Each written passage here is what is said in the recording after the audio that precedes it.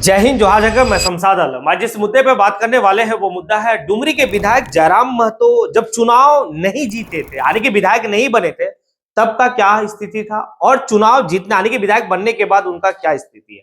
क्योंकि लोगों में एक बहुत ज्यादा जो है कि भाई डिबेट होता है, लोगों में बहुत ज्यादा बातें होती है कि भाई जयराम महतो जब चुनाव नहीं जीते थे उस समय उनका मुद्दा कुछ और था, जैसे ही चुनाव जीत गए भाई वैसे उनका मुद्दा गौन हो गया। आज इसी के ऊपर बात करेंगे और विस्तार रूप से बात करेंगे, क्योंकि जयराम महतो को लेकर कहीं पर जो है कि भाई अगर फेवर की बात होती है तो कहीं क्रिटिसाइज की भी बात होती है। क्या वाकई में 1 साल का जो कार्यकाल है जयराम महतो का क्या बेहतर रहा या फिर और कुछ रहा? तो चलिए पहले हम लोग समझते हैं कि जयराम महतो चुनाव नहीं जीते थे, उससे पहले जो है कि उनका क्या स्थिति था, वो क्या जो है कि अपनी भाषणों में कहते थे। तो दरअसल बात यहां पर यह है कि भाई जयराम महतो का उदय एक आंदोलन से हुआ। जयराम महतो जब जो है कि भाई भाषा को लेकर, खतियान को लेकर वो काफी जो है कि एग्रेशन में रहते थे। झारखंड जो है कि भाई झारखंड की माटी को लेकर, झारखंड में खनिज संपदा को लेकर काफी जो है कि भाई एक्टिव आने की दिखते थे। चुनाव से पहले जिस भी मंच से जो है कि वो बात रखते थे, ललकारते थे सभी को, और यही ललकार उनका जो है कि भाई झारखंड के युवा को बड़ा रास आया। और भाई एक एक वक्त में जयराम महतो के साथ हुजूम जुड़ता चला गया उनकी पार्टी में, और परिणाम ये होता है कि भाई जयराम महतो जब चुनाव में आते हैं तो भाई लोकसभा में बम्पर वोट मिलता है। हालांकि वो जीतते नहीं है, लेकिन जैसे ही विधानसभा का चुनाव आता है भाई उन्हें दबाकर वोट मिलता है और वो विधायक बन जाते हैं। अब सुनिए कि भाई चुनाव से पहले जो वो भाषण देते थे, भाई मराठी मतलब महाराष्ट्र मराठियों का, बिहार बिहारियों का, भाई झारखंड के करो बाप के लागे कि झारखंड झारखंडियों का, झारखंड का खनिज संपदा अब यहां से कहीं बाहर नहीं जाएगा। लोग आज सवाल कर रहे हैं जयराम महतो से कि आप ही का भाई डुमरी विधानसभा टोल नाका से कई गाड़ी जो है कि भाई बाहर जा रहा है झारखंड से, आप रोक क्यों नहीं रहे हैं? जयराम महतो के ऊपर कोयला से सवाल है और भी चीजों से जो है कि जयराम महतो को पूछा जा रहा है। अब देखिए, और एक पहलू ये है कि जयराम महतो जो कहे थे, कथनी और करनी में फर्क है क्या? ये सवाल है, क्या कथनी और करनी में फर्क है? जो पहले चुनाव जब नहीं जीते थे, जो मंच से कहते थे, जो लोगों को एग्रेशन मोड में कहते थे, क्या आज भी वही उनकी पास पोटेंशियल है? क्या आज उनके पास वही जो है कि भाई ललकार है जो ललकार चुनाव से पहले? तो इसको भी थोड़ा समझिए। देखिए, जब आप माननीय विधायक बन जाते हैं, आप विधायक बने, विधायक बनने के बाद आप जो है भाई माननीय हो गए। अब सड़क पे भी जो है कि आप आवाज उठाते हैं, तो सड़क से कहीं ज्यादा महत्वपूर्ण होता है सदन। अब 1 साल के दरमियान में आप देखिए, एक चीज तो है लोगों को समझना होगा कि अगर आप राजनीति को काफी करीब से समझ पाते हैं तो इस बात को समझिए, आप रास्ते पर जितना भी चिल्ला लो, आप रास्ते पे जो भी कुछ कर लो, लेकिन पूरे देश का या पूरे प्रदेश का और या फिर आपका या मेरा अगर किस सभी लोगों का भविष्य अगर तय होता है तो वो होता है सदन। क्योंकि आने वाले 1 साल के लिए भाई एक बजट लाया जाता है। उस बजट के दौरान में आपके क्षेत्र का नेता कितना जो है कि आपके हक के लिए सदन में बात रखता है, ये बहुत बड़ा इंपॉर्टेंट बनता है।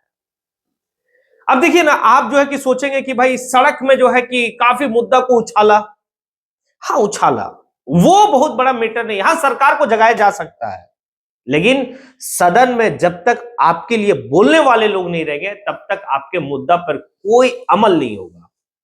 तो जयराम महतो चुनाव से पहले सड़क में दहाड़ते थे, चुनाव में जीतने के बाद सदन में दहाड़ रहे। आखिर कौन सा सत्र में जयराम महतो 1932 का खतियान को लेकर, स्थानीय नीति को लेकर, नियोजन नीति को लेकर या तमाम इस तरीके का मुद्दा को लेकर क्या उन्होंने सवाल नहीं उठाया है?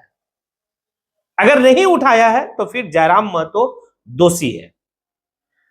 जयराम महतो बिल्कुल दोषी होगा अगर सदन में, चाहे वो बजट सत्र के दौरान हो या फिर जो है कि भाई मानसून सत्र का दौरान हो या फिर शीतकालीन सत्र के दौरान हो, अगर 1 साल के पीरियड में 3 सत्र है और ये 3 सत्र के दौरान में जयराम महतो जो बात कल जब चुनाव नहीं जीते थे सड़क पे कह रहे थे और उसी बात को अगर सदन में नहीं कहे हैं, अगर मुद्दा को बेबाक तरीके से नहीं रखे हैं, अगर मुद्दा को जो है कि भाई मजबूत तरीके से अगर वहां पर सरकार को नहीं घेरे हैं, तब वो दोषी है।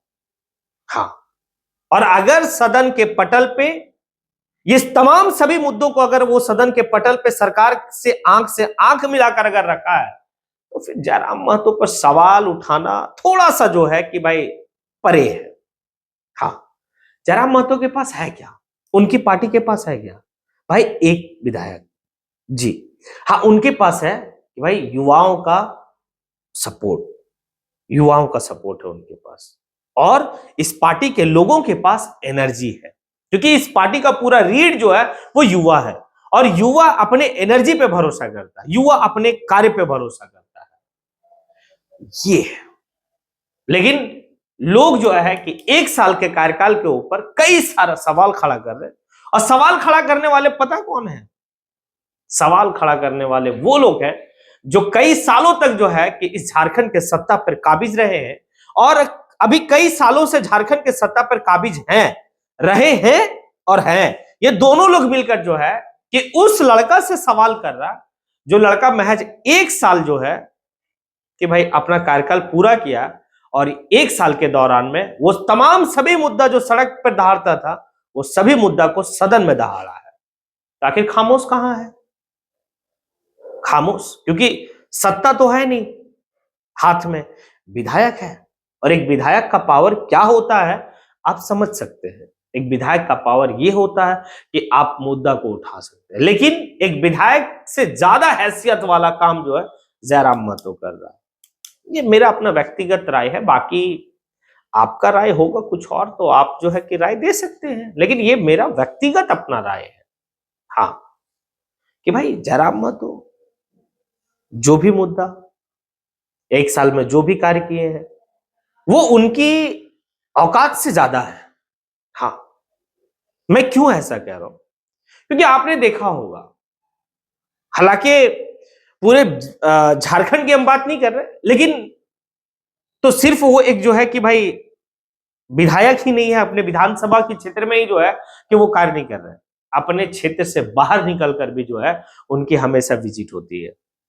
उन सभी तमाम जगहों पर उनका जो है कि पैनी नजर है, जिस जगह पर उनको बहुत सम्मान से वोट दिया गया और काफी बेहतर तरीके से वोट दिया गया, चाहे वो रामगढ़ का कोई रामगढ़ का कोई जो है कि कंपनी का मामला हो, वहां भी जयराम महतो के साथी लोग जो है कि भाई एक्टिव रहे, जयराम महतो खुद एक्टिव रहे।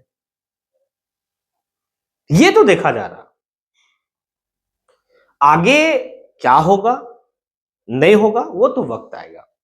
आप 1 साल के कार्यकाल में अगर किसी को जांच लेते हैं, 1 साल के कार्यकाल में अगर आप जो है किसी को समझ पाते हैं कि हाँ भाई ये नहीं कर पाया, ये कर पाया, ये कथनी और करनी में फर्क है, तो फिर भाई इंडिया गठबंधन और एनडीए गठबंधन दोनों से सवाल होगा, क्योंकि दोनों यहां पर सरकार चलाए। एनडीए गठबंधन जो बीजेपी की सरकार, आजसू की सरकार कई वर्षों तक जो है कि झारखंड में रही है, और अभी जो है रिसेंटली भाई 2 टर्म से जो है इंडिया की सरकार, मतलब हेमंत सोरेन यानी कि झारखंड मुक्ति मोर्चा, आरजेडी, कांग्रेस, लेफ्ट सब मिलकर चला रहे हैं।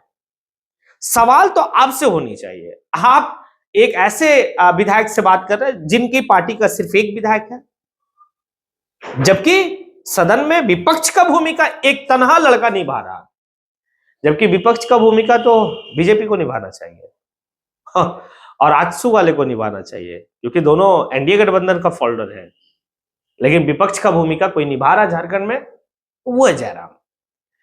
अब चलिए आप लोग से है सारी बात, मैंने जो कहा, मैंने जो जिस बात को आपके सामने और समक्ष को रखा, अगर आपका जो भी प्रतिक्रिया होगा, आप प्रतिक्रिया जरूर दें, क्योंकि आपका प्रतिक्रिया हमारा ऊर्जा है। यानी कि आप जब कमेंट करते हैं, मैं आपकी कमेंट को देखने के बाद भाई समझ में आता है कि हमें आगे की रणनीति और आगे की बात क्या करनी चाहिए। चलिए इसी के साथ मैं अपनी बात को यहीं पे समेटता हूं। जय हिंद।